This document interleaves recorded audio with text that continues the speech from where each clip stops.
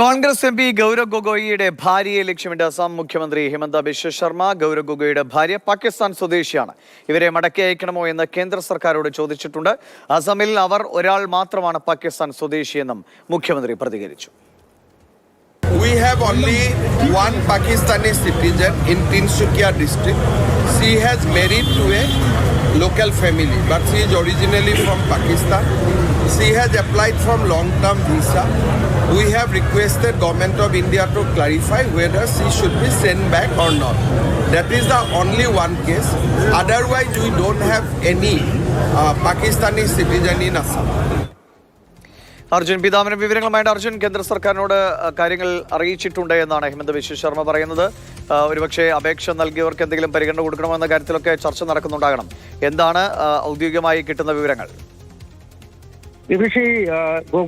ഗൗരവ് ഗൊഗോയിയുടെ ഭാര്യയുടെ പൗരത്വത്തെ സംബന്ധിച്ച് വലിയ രീതിയിലുള്ള ആരോപണങ്ങൾ നേരത്തെ തന്നെ ഹിമന്ത ബിശ്വ ശർമ്മ ഉന്നയിക്കുന്നുണ്ടായിരുന്നു. അവർ പാകിസ്ഥാൻ പൗരയാണ്, അതുപോലെ തന്നെ പാകിസ്ഥാൻ ചാര സംഘടനയായിട്ടുള്ള ISAയുമായി ബന്ധം വെച്ചു പുലർത്തുന്നുണ്ട്. ഒപ്പം പാകിസ്ഥാൻ പ്ലാനിംഗ് കമ്മീഷനിലെ ഒരു ഉദ്യോഗസ്ഥനുമായിട്ടെല്ലാം ബന്ധമുണ്ട് എന്നുള്ളത്. ഈ ആരോപണങ്ങൾക്ക് തുടക്കം കുറിക്കുന്നത് ഗൗരവ് ഗൊഗോയും ഭാര്യയും ഡൽഹിയിൽ പാകിസ്ഥാൻ ഹൈക്കമ്മീഷനിലെത്തി ഹൈക്കമ്മീഷണറെ കണ്ടതിന് ശേഷമാണ്.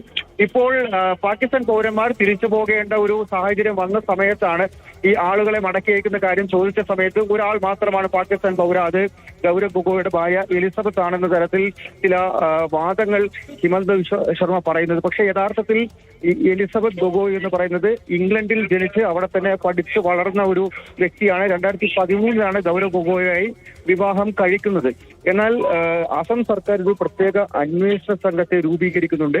ഇവർക്ക് നിരന്തരം പാകിസ്ഥാനുമായി ബന്ധമുണ്ട് എന്നുള്ള കാര്യവും അതുപോലെ തന്നെ പാകിസ്ഥാനിലേക്ക് യാത്ര ചെയ്യുന്നുണ്ട് എന്നുള്ള കാര്യവും ആരോപിച്ച് ഈ ഘട്ടത്തിലാണ് ഇത്തരത്തിലൊരു ആരോപണം, ഇവർ പാകിസ്ഥാൻ പൗരയാണ്, ഇവരെ മടക്കി അയക്കണം തരത്തിലുള്ള ആരോപണം ഹിമന്ത ബിശ്വ ശർമ്മ മുന്നോട്ട് വയ്ക്കുന്നത്. പക്ഷേ പാകിസ്ഥാനെതിരെ ഒന്നിച്ചു നിൽക്കേണ്ട ഒരു ഘട്ടത്തിൽ ഈ രാഷ്ട്രീയം കളിക്കുകയാണ് ഹിമന്ത ബിശ്വ ശർമ്മ എന്നാണ് ഇപ്പോൾ കോൺഗ്രസ് ആരോപിക്കുന്നത്. കോൺഗ്രസ് മുഖ്യമന്ത്രി അങ്ങനെ പറയുമ്പോൾ എന്താണ് അതിന്റെ അടിസ്ഥാനം എന്ന് കൂടി വരും മണിക്കൂറുകളിൽ വ്യക്തമാകുമെന്ന് കരുതാം. ഇന്ന് അതിന്റെ സമയം അവസാനിക്കാനിരിക്കുന്നത് കൊണ്ട് കൂടി ഈ ഒരു പ്രതികരണം വളരെ പ്രധാനപ്പെട്ടതുമാണ്. അർജുൻ പിതാമനാണ് വിവരങ്ങൾ നൽകിയത്.